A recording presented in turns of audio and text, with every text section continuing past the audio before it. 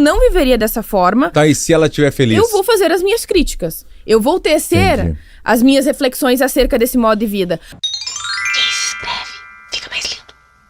Quando eu convido a pessoa é porque eu quero aprender também. Eu quero saber o que é o feminismo, como é que tu pensa. Mas a primeira pergunta seria essa, né? Por que é tão difícil falar sobre isso e por que as pessoas têm dificuldade, né? Pelo preconceito, ser cancelado, tem aquela coisa toda hoje, né? Tá, eu vou já lançar uma frase polêmica de primeira. Bem, porque as feministas são insuportáveis. Sim, e tu te acha também? Então, eu penso que eu já fui insuportável, tá? Assim, eu me interesso por esses assuntos de natureza intelectual de vanguarda desde criança, assim, pré-adolescente, e eu fui investigando e me aprofundando em certos temas ao longo dos anos, mas eu sempre gostei desses assuntos. Então eu debatia na escola, eu acabava arrumando conflitos na minha casa, com a minha mãe, principalmente. Eu fui criada em um ambiente evangélico bem rígido. Viu? Então isso sempre foi da minha natureza. Inclusive alguns conservadores geralmente eles dizem, as feministas elas são assim porque elas sofreram algum tipo de lavagem cerebral, porque elas aprenderam na televisão ou na internet ou coisa nesse sentido. E não foi o meu caso. No meu caso, foi algo natural, autêntico. Exato. Eu sempre tive interesse por essas coisas. Olha só. E algumas situações me geravam um certo desconforto. Então, por exemplo, eu tinha uns 9, 10 anos de idade. Tá com quantos anos hoje? Desculpa. Hoje eu tô com 32. 32. Então, aos 9, 10 anos de idade, eu perguntei pros meus pais, por que a mulher tem que absorver o sobrenome do marido e o marido não pode absorver o sobrenome da esposa? Nessa época, não podia fazer essa troca e não podiam juntar. Era só de uma forma. Eu nunca pensei nisso, né? Então. Olha só que loucura, eu nunca pensei nesse negócio aí de... né, absorver do pai primeiro, né? Que loucura isso. Exatamente. Eu pensava, mas qual a razão, propriamente? Porque vão formar uma nova família, logo um novo sobrenome, certo? E eu também não conseguia engolir com muita facilidade aquela história de que a mulher tem que ser submissa ao marido, na igreja também. Pra mim, eram motivos arbitrários, aleatórios, oriundos de algo que pra mim não fazia sentido, que era ter nascido da forma como eu nasci. Sabe? Sim. Então, logo tu tem que ocupar uma determinada posição que talvez não corresponda com a sua personalidade, entende? E aí, eu comecei a debater na internet, depois com uns 17, 18 anos, mais ou menos, no Facebook, que foi ali o período em que eu realmente passei a debater bastante. E eu já me interessava por feminismo especificamente. Eu descobri sobre feminismo no Wikipedia, uns anos antes, quando eu tava com uns 15 anos. Foi uma surpresa quando eu percebi que já existia muita coisa sendo produzida e já bem tinha precoce, né? 15 anos, sido produzida há muito tempo. E aí eu pensei, ok, então eu não tô tão louca assim. Realmente existe alguma coisa acontecendo, as minhas intuições estão corretas.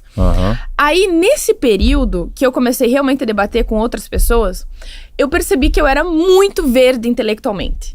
Então, eu tinha muita coisa para aprender ainda, sabe? Muitos conceitos, muito de método científico, filosófico, de raciocínio lógico. E aí eu fui me sofisticando com o tempo. No início, aquilo me consternava, me deixava muito irritada. Eu dormia pensando naquilo. Teve uma vez que eu cheguei a falar dormindo enquanto eu tava sonhando sobre debate. Sonâmbulo. E aí eu comecei a falar sobre os assuntos e tal. E aquilo foi muito bom pra mim, porque eu tive que lidar com um conflito muito direto de ideias, em que eu me coloquei num lugar. Eu tenho que ser humilde o suficiente pra saber que eu não sei tanto quanto eu pensei que eu pensava, que eu sabia. E eu também tenho que ser orgulhosa o suficiente pra resistir o conflito e o embate. Porque eu via muitas pessoas desistindo e simplesmente bloqueando devido a uma divergência intelectual. Eu achava aquilo um absurdo. Então eu ficava naquele meio termo, assim. Eu tenho que ser humilde pra conseguir aceitar e admitir que eu não sei tanto quanto eu pensei que eu sabia. E, ao mesmo tempo, ser resistente pra lidar com o conflito intelectual. E, a partir de então, eu comecei realmente a me aprofundar e sofisticar mais a forma como eu pensava e analisava as coisas. Nesse período, o feminismo não fazia sucesso na internet. Pouquíssimas pessoas falavam disso. E aí eu era bruxa, maluca, insuportável. E eu realmente, de certa forma, eu era mesmo. Eu era legal, chata. eu gosto disso aí que tu admite assim, sabe? Isso é legal. É difícil as pessoas admitirem alguma coisa que são chatas, por exemplo, né? Por exemplo, o que trabalha comigo, que tu conheceu, o Filipone. O Filipone é chato, mas eu também admito que eu sou chato também. Eu sou muito chato em casa. Entendi. E na rua com todo mundo legal, mas em casa eu tenho que mudar isso aí, óbvio, né? Tô tentando mudar muito isso com as gurias, com a minha mulher, com minhas filhas. Eu só tenho mulher em casa, né? Então é... Tu é o homem mais amado do mundo, né? É, Porque não, com certeza. filhas são loucas pelo pai. Eu sou impressionante. louca pelo meu. Então, assim, é o comum. A minha filha, ontem, antes de eu vir, ela sabia que ia ficar uma semana fora, pequenininha, de 10 anos, veio me abraçar, assim, aquele abraço bem apertado, sabe? Me abraçou assim, ai, pai, então tá. Mas meio que chorou, assim, nunca tem casa com a gente. Bonitinho. Ela deu uma choradinha, assim, eu vi, né? Mas agora até me fugiu a cabeça, começa a falar, a família já bate o sentimento, né? Não é verdade. Tá, mas me diz uma coisa que te incomoda muito de um cara machista, assim, o cara, essa frase ou isso me incomoda muito, ou pode falar algumas que te incomodam, assim, essa aqui é muito machista, ou assim, sabe? Frases especificamente é um pouco mais complicado de necessariamente... Tu já ouviu assim, né? Afirmar que seja machista, porque sempre tem um contexto, tem tantas possibilidades alternativas para interpretar alguma coisa. Por isso que eu falei antes que, no geral, as pessoas elas são resistentes ao movimento feminista, porque elas são demasiadamente beligerantes, intolerantes, bitoladas, e de que se uma pessoa não concorda com elas, logo é porque as pessoas são machistas, misóginas, sexistas. Não é assim. Na verdade, existe uma infinidade interpretativa acerca do que as pessoas pensam, do que elas falam. Inclusive, tem até uma área da filosofia, especificamente, que a gente chama de filosofia do desacordo. E ali se discute por que as pessoas, elas divergem uma das outras. Uma das razões é porque as pessoas, simplesmente, elas têm informações diferentes. Elas têm acesso a fontes diferentes, elas tiveram uma criação, um histórico diferente, um raciocínio diferente, um método de investigação diferente. São inúmeras razões. Então, muitas vezes, a militância, no geral, não somente é feminista, ela é chata porque ela tem somente uma forma de interpretar as coisas, e se há uma divergência, as pessoas são necessariamente mal intencionadas. E não é assim. Porém, existem algumas coisas que eu posso entender como mais sexistas ou misóginas. Por exemplo, entender que as mulheres, elas são merecedoras de condescendência. Então, ela não é interpretada como um ser humano adulto que deve ser reconhecida como capaz de tomar as próprias decisões. Tanto pro bem quanto pro mal. Inclusive, algumas feministas, elas não conseguem perceber que esse é um caminho que acaba decaindo em situações diferentes, mas que têm a mesma origem, que é essa condescendência. Então, por exemplo, mulheres, no geral, elas são mais toleradas quando elas cometem algum tipo de crime. Em contrapartida, se elas querem tomar decisões para determinar o seu destino, elas também vão ser mais impedidas, porque elas também são vistas como menos capazes de tomar essas decisões. Então, a origem é a mesma. Elas são vistas como menores intelectuais. No passado, elas eram tratadas assim, como se fossem crianças crescidas, entende? Então, algumas feministas, por exemplo, elas vão entender que uma mulher conservadora, ela é uma pobre coitada que sofreu uma lavagem cerebral do patriarcado.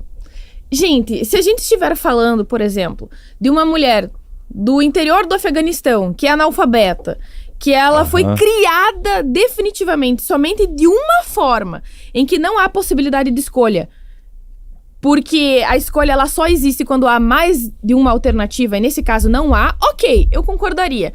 Mas uma mulher que cresceu em uma sociedade ocidental ou ocidentalizada, tem acesso às tecnologias, à internet, a podcasts, a livros, ela não é uma mulher que está numa condição restrita em que não há escolha. Isso não é verdade. Entendi. Então, nesse caso, eu posso discordar do modo de vida dessa mulher, mas pra mim é uma escolha legítima e que deve ser reconhecida. Ela pensa sim, eu não viveria dessa forma. Tá, e se ela estiver feliz? Mas se ela estiver feliz, ok, eu não vou querer interferir através da lei, por exemplo, algum tipo de perseguição.